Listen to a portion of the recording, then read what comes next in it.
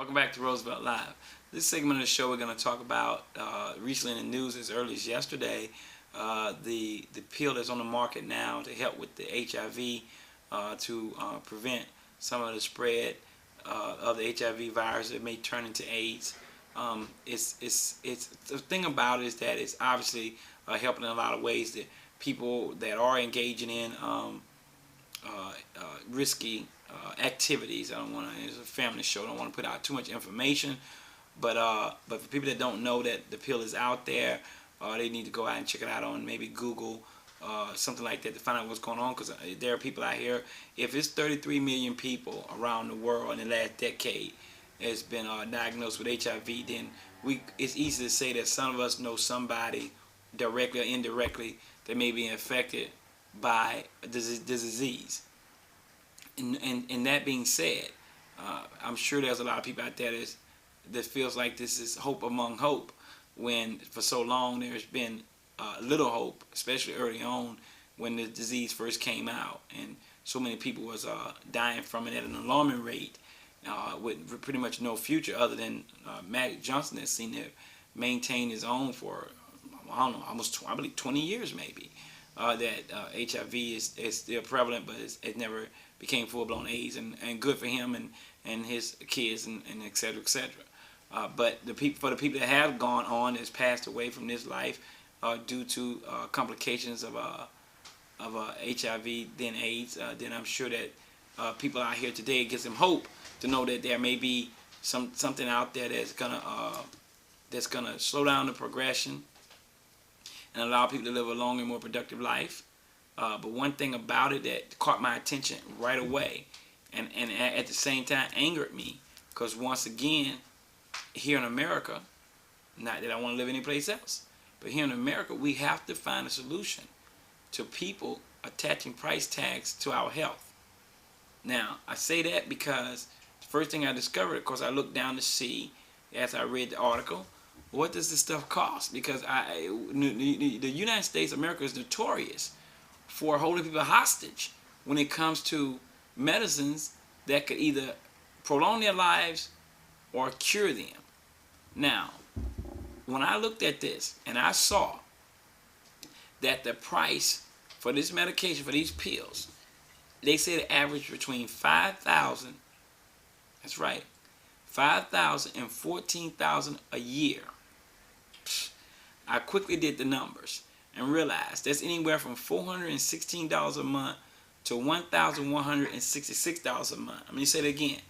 The average between $416 a month and $1,166 a month. Okay. Now, once again, those numbers are absolutely absurd. That someone will have to pay that kind of money, or even be able to afford that kind of money. You're talking about some pills. If you're looking at $416 a month, on the low end, you're looking at $104 or whatever it is a week. Depends on how many pills you got to take. And God forbid you paying the high end at $11.66 a month. You're talking astronomical numbers. Most people cannot afford to pay the low end. That's more than the high end. Here in America, we have to do something. You know, it just rolls me right back into the thought of healthcare. I keep going over this because every time I hear something about these I consider price gouging. The United States government has to do something about these out of control prices. Why don't the government find out whatever these people have discovered, these scientists or whoever or whatever has discovered these medications and how they're supposed to help people, then the government needs to out and out buy these patents off of these people, whatever, and start distributing this stuff to people that needs it. So poor people have just as enough right to take medicine to prolong their lives as rich people do.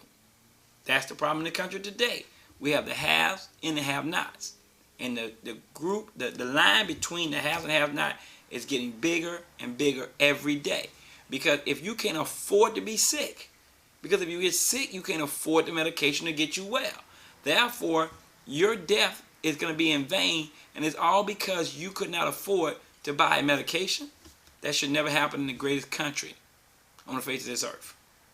We ought to be ashamed of ourselves in this country. We're talking about the leaders, the people in power, the people that's supposed to be put in position to help the people of the United States. Not the rich people of the United States, but the people of the United States. And that's not happening.